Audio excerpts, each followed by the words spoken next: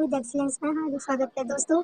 आज हम करने वाले हैं AMDD ग्रेड 10 के सी बोर्ड का यूनिट 1 जिसका नाम है क्रिएट एन ऑनलाइन सर्वे। तो गाइज इस वीडियो में हम क्या करने वाले हैं, इंट्रोडक्शन करने वाले हैं। इंट्रोडक्शन में हम क्या कवर करेंगे, इस जो हमारी जो अपनी इस सब्जेक्ट के बारे में और इस सब्जेक्ट ये क्यों है, ये कैसे हमारी हेल्प करता है, इन चीज़ों को हम यहाँ पर पढ़ने वाले हैं। तो गाइज चलिए शुरू करते हैं। तो अभी हम यहाँ पर सबसे पहले यहाँ पर हमें ये नया सब्जेक्ट क्यों, तो ये हम देखते हैं कि हमारे जो आसपास है हमें कई सारी नॉलेज होती है, स्किल्स होती हैं, एटीट्यूड्स, हैबिट्स होती हैं जो कि हमें इस सब्जेक्ट से मिलती है। हमें क्या होता है, एक हम अपनी रियल लाइफ प्रॉब्लम्स को सॉल्व करने के लिए जुगाड़ लगाते हैं, बट वो जो जुगाड़ होता है वो अनमैनर सॉल्यूशन होता है, उसका कोई तरीका नहीं होता है और ये बिल्कुल फिक्स्ड भी नहीं होता है कि इससे हमें जो है एक सॉलिड वाला सॉल्यूशन मिलेगा या नहीं मिलेगा, वो हेल्पफुल होगा कि नहीं होगा। तो इसीलिए जो है हमारी जो EMDD है वो मदद करता है सिस्टमेटिक वे में प्रॉब्लम को, रियल लाइफ प्रॉब्लम को सॉल्व करने के लिए। Comfort with digital technology and tools. हम देखते हैं कि अभी जो है इंडिया को देख लो या किसी वर्ल्ड को देख लो, वो डिजिटल होते जा रहे हैं। तो ये बहुत ज़रूरी है कि हम जो अपनी लाइफ प्रॉब्लम्स को ईजी बनाने के लिए, उनको सॉल्यूशन के लिए टेक्नोलॉजी का यूज़ करें, जिससे जो है ये बहुत ही जल्दी और बहुत ही कम टाइम में हो जाए।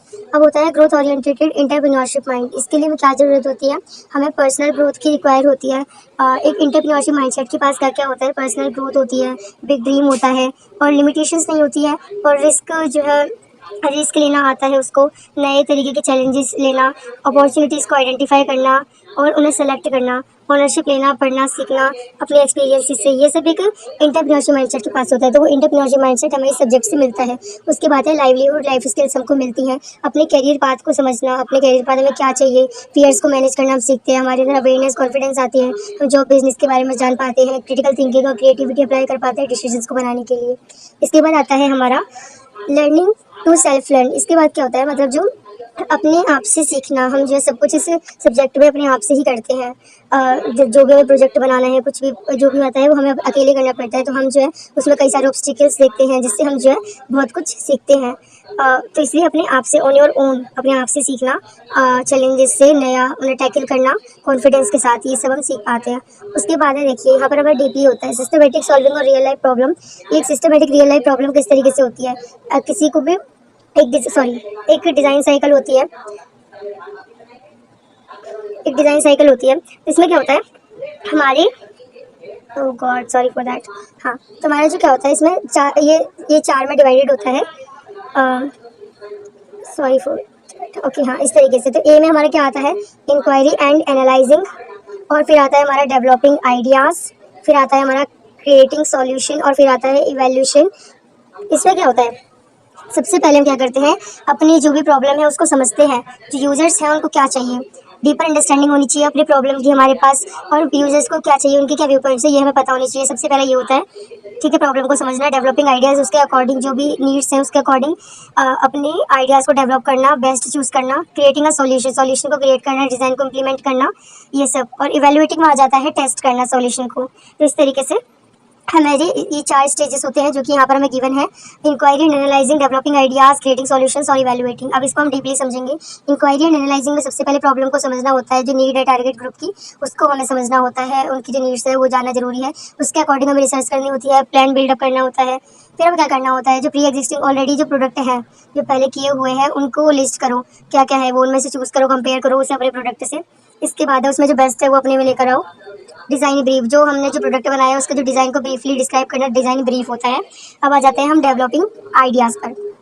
इसमें हमें सक्सेस क्राइटेरिया देखने होते हैं, डेवलप करने होते हैं, मतलब हम अपने प्रोडक्ट में क्या क्या चीज़ें चाहिए वो सब हमें पता होनी चाहिए, क्या क्या यूजर्स की नीड्स हैं, वो सक्सेस क्राइटेरिया डेवलप करना होता है। उसके बाद सोल्यूशन आइडिया की ब्रेनस्टॉर्मिंग करनी होती है, कोई एक चूज़ करना होता है, ठीक है, आइडिया कोई एक लेना होता है। बहुत सारे आइडियाज़ होते हैं, जब अगर हम प्रोडक्ट बना रहे हैं तो बहुत सारे आइडियाज़ होते हैं, उनमें से बेस्ट लेकर आना होता है, फिर उसे प्रेजेंट करना होता है, जस्टिफाई करना होता है, हमने इसको क्यों सेलेक्ट करा है, रीज़न बताना होता है। और उसके बाद अगर हम विजुअलाइजेशन, जैसे कि अगर प्रेजेंट करने के लिए अगर हम डायग्राम्स का यूज़ करेंगे, हम कहते हैं ना कि जब भी हम कुछ किसी को सिखाना है तो अगर हम विजुअलाइजेशन का यूज़ करें तो अच्छे से समझ जाता है। तो यहाँ पर एक्यूरेट डायग्राम होना चाहिए विद डिटेल्स।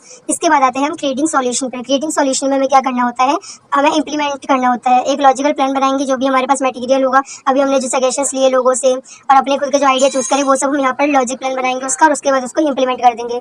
इंप्लीमेंट करने के बाद हम अपने सॉल्यूशन को प्रेजेंट करते हैं, जो कि प्रेजेंटेशन कहते हैं फीडबैक लेने के लिए, और उसके बाद लिस्ट एंड एक्सप्लेन चेंजेस, हम जो है उसके बाद चेंजेस बनाते हैं और उनको चेंजेस का हमने जो करे, जैसे कि हमने अपना डायग्राम बना लिया, तो उसके बाद हमें लगता है कि हमें इसमें चेंज करनी चाहिए, तो वो हम चेंज करते हैं, क्यों करते हैं वो हमें एक्सप्लेन करना है और हमें लिस्ट करनी है क्या क्या चेंजेस हम कर रहे हैं। इवैल्यूएटिंग में आ जाता है, हमें डेवलप और कंडक्ट करना होता है टेस्टिंग मेथड को। अब हमें लोगों से फीडबैक चाहिए, तो वो फीडबैक हम किस फॉर्म में ले रहे हैं, अभी इस वाले यूनिट में हम सीखेंगे सर्वे के थ्रू, क्योंकि हम कंडक्टिंग एंड ऑनलाइन सर्वे, तो हम जो है अभी अगली पार्ट में हम वो भी सीखेंगे यूनिट 1। सॉरी, मैंने इंट्रो में कह दिया था कि हम यूनिट 1 कर रहे हैं, हम अभी इंट्रो कर रहे हैं, तो अभी unit 1 conducting and online survey, वो हम इस ये एक टेस्ट मेथड है वो हम सीखेंगे। खैर अभी हमें यहाँ पर क्या बता रहे हैं, हमें एक टेस्टिंग मेथड कंडक्ट करना होता है, डेवलप करना होता है, जिससे हम लोगों का फीडबैक ले पाए अपने डाटा, और जो डाटा में मिला है उसको हमें स्टोर करना होता है। उसके बाद हमें क्या करना है, अपना सक्सेस, अब जो हमें डाटा मिला है उसको हमें एनालाइज करना होता है, काउंट करना होता है। उसके बाद हमें क्या करना होता है, एक्सप्लेन द सक्सेस सॉल्यूशन, हमें फिर जो सक्सेस कहाँ तक हमारा जो सॉल्यूशन है वो सक्सेसफुल हुआ है उसे एक्सप्लेन करना होता है,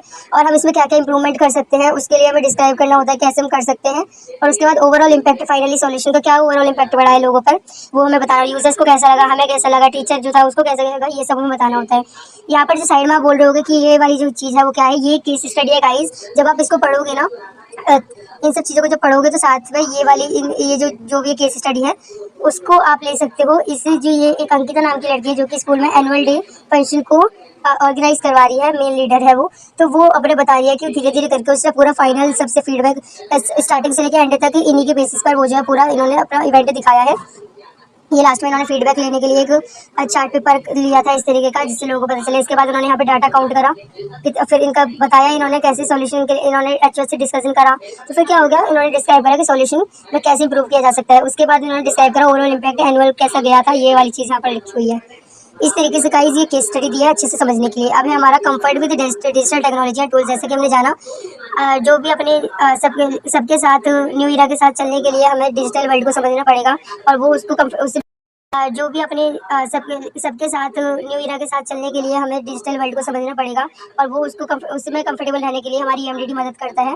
डिजिटल टेक्नोलॉजी और टूल्स का यूज़ करना हमें आता ही है, हमने सीखा भी है, 9th में भी सीखा था, 10th में भी हम सीखेंगे। अब जो है क्या है, जैसे कि अभी इसमें से कुछ हमने सीख लिए हैं, जैसे ये 9th में सीखा था, और ये भी सीखा था हमने 9th में, स्प्रेडशीट बनाना सीखा था, प्रेजेंटेशन सीखा था। अब इसमें हम आगे सीखेंगे ड्राइंग सीखेंगे, 3D मॉडलिंग और सर्वे, ये हमें इस 10th में, ये वाले हमें 10th में सीखने हैं। 9th में हमने वेबसाइट गेम ये सब सीखा था। अब ये इस तरीके से ये बता रखे हैं कि ये सारे टूल्स हैं और इनको हम सीख भी रहे हैं। अब है ग्रोथ ओरिएंटेड, जैसे कि मैंने बोला कि हमारे पास एबिलिटी आ जाती है, एंटरप्रेन्योरशिप माइंडसेट आ जाता है। इसमें क्या है, हमारा ड्रीम बिगर हो जाता है। ड्रीम बिगर मतलब हम जब बड़े बड़े काम करेंगे तो फिर हम बड़ा ही सोचेंगे, बड़ा करने की सोचेंगे, तो हमारा जो ड्रीम होगा वो बड़ा हो जाएगा। ट्राई न्यू एंड चैलेंजिंग, उसके बाद हम नया चैलेंजिंग चीज़ें ट्राई करेंगे, नई चीज़ें ट्राई करेंगे, अपॉर्चुनिटीज़ को आइडेंटिफाई करेंगे जो कि हमारी काम की है हमारे सराउंडिंग में, जो कि अनसॉल्व्ड प्रॉब्लम्स को सॉल्व करने की सोचेंगे। ऑनरशिप लेंगे अपने खुद से, अपने बल पर, कॉन्फिडेंटली जो प्रॉब्लम्स होगी उनको हम टैकल आउट करेंगे। उसके बाद है बाउंस बैक फ्रॉम फेलियर, जो हमने प्रॉब्लम्स देखी हैं उनसे हम सीखेंगे। कई बार प्रॉब्लम्स आती हैं बट हम आगे बढ़ जाते हैं, तो वही वाली चीज़ प्रिजर्व होता है। हमारी जो सक्सेस हमारे साथ हुई है, हमने काम करा, हमने उसमें सक्सेसेस देखे और फेलियर्स देखे, दोनों से हमने कोई चीज़ सीखी, उसको प्रिजर्व करके रखना भी हम सीखेंगे, मतलब हमेशा लेकर चलना सीखते हैं। लाइवहुड लाइफ स्किल्स, ये हमारी लाइफ स्किल्स हमें मिलती हैं लाइवलीहुड की, मतलब रिलेशनशिप को जो मैनेज करते रहना, कीन ऑब्जर्वेशन, और जो लोगों के साथ कोलैबोरेट करना, डिसीजंस बनाना, क्रिटिकल थिंकिंग, क्रिएटिविटी, ये सब हमारी कुछ लाइफ स्किल्स हैं। अब हमारे पास क्या क्या एबिलिटी हो जाती है चेंज करने की, हमारे साथ जो हमारे अचानक से कुछ चेंज हो जाता है तो हम उसको अडॉप्ट करने वाली एबिलिटी हमारे अंदर आ जाती है। लोगों के साथ टीम वर्क करते हैं तो कोलैबोरेशन और कम्युनिकेशन वाली, अच्छे से बात करना, कोलैबोरेशन करना टीम मेंबर्स के साथ, ये सब हम सीख जाते हैं। अब हम जैसे कि एनालाइज करते हैं और डिसाइड करते हैं, कंपेयर करते हैं, इस समय हमें कैसे होता है, हमें क्रिटिकल थिंकिंग हमारी अच्छी हो जाती है, डिसीजंस हम अच्छे चूज कर पाते हैं, बेस्ट गुड क्वालिटी का डिसीजन ले पाते हैं, इंटेग्रिटी और एथिक्स आ जाते हैं। जब हम पे कोई ध्यान नहीं दे रहे तब भी हमारे अंदर ईमानदारी आ जाती है, तरीका आ जाता है काम करने का। रिफ्लेक्शन, अब जो भी हमने काम करा है उसको रिफ्लेक्ट करते हैं, प्रेजेंट करते हैं, की क्वालिटी हमारे अंदर आती है, हमारे अंदर कॉन्फिडेंस आ जाता है काम करने का, क्रिएटिविटी हमारे अंदर आ जाती है जब हम क्रिएट करते हैं, तो क्यूरियोसिटी आ जाती है चीज़ों को सीखने में, हमारे पास नॉलेज होगी तो हम और चीज़ों भी सीखेंगे, क्यूरियोसिटी आएगी, एम्पैथी आ जाती है, जॉयफुलनेस आ जाती है, काम करने में अच्छा लगता है हमको, फियर्स को मैनेज कर पाते हैं, और माइंडफुलनेस आ जाती है, एक ऐसा मोमेंट आ जाता है जहाँ पर हमें फोकस के लिए जरूरत होती है, तो हम वहाँ पर माइंडफुलनेस करते हैं। ऑब्जर्वेशन आती है, हम लोगों को ऑब्जर्व करते हैं, दूसरों के प्रोडक्टों को सुनते हैं, दूसरों के व्यू पॉइंट्स को सुनते हैं, मेंबरों की सुनते हैं, तो ऑब्जर्वेशन वाली की क्वालिटी हमारे अंदर आ जाती है, और सेल्फ अवेयरनेस हमारे अंदर आती है, खुद के बारे में जान पाते हैं, हमारे पास कितनी एबिलिटी है, कितना टैलेंट है, कितनी ऑनेस्टी है, कितनी रेगुलरिटी है, ये सब हम जान पाते हैं। तो हम क्या होता है, लर्निंग टू सेल्फ लर्न, हमारे अंदर क्या आता है, हम सारे रिसोर्सेज को यूज़ करते हैं, खोजते हैं हमारे आसपास जो रिसोर्सेज होते हैं जिससे हम एडवांटेज ले पाएँ, एक दूसरे की मदद करते हैं। जब हम टीम वर्क कर रहे होते हैं उस टाइम पे एक दूसरे की मदद करते हैं। बी क्रियोस और ऑब्जर्वेंट, हम क्या होते हैं, मतलब इस स्किल्स को करने के लिए हमें जो रिसोर्सेज का यूज़ करना होता है, एक दूसरे की मदद करनी होती है। क्रियोस और ऑब्जर्व करना होता है, क्रियोस होना चाहिए और ऑब्जर्वेंट होना चाहिए। प्रैक्टिस करते रहना चाहिए, ट्राई करते रहना चाहिए, एक्स्ट्रा टाइम को अरेंज करना चाहिए और रिफ्लेक्ट करना चाहिए। इस तरीके से हम जो है अपना बेस्ट दे सकते हैं। तो गाइस ये था हमारा पूरा। आप सोचो बच्चे ना इसको ना स्किप कर देते हैं, बट गाइस इसको स्किप नहीं करना चाहिए, क्योंकि हमारा जो यूनिट 1 होता है ना हमेशा इसी के ऊपर होता है। हमारे जो आप कभी भी देखना आपके जो EMDT के जो क्वेश्चन होंगे ना वो इसी से रिलेटेड होंगे। अगर आप ये पढ़ के आए हो तो ये आपको कम से कम मैं बताती हूँ 50% ये पूरी आपको मदद करता है। और उसके बाद आप यूनिट्स पढ़ो। गाइस अगली वीडियो में हम क्रिएटिव ऑनलाइन सर्वे अपनी यूनिट पढ़ेंगे। अभी मैंने आपको इंट्रो करवाया है, इसको आप करिएगा। ये अभी वीडियो ज़्यादा लॉन्ग ना हो इसलिए मैंने ये आपको केस स्टडी नहीं करवाई है, इसलिए गाइस। तो अगर आपको अच्छा लगा हो तो वीडियो को लाइक करें, शेयर करें, सब्सक्राइब करें। Thank you so much.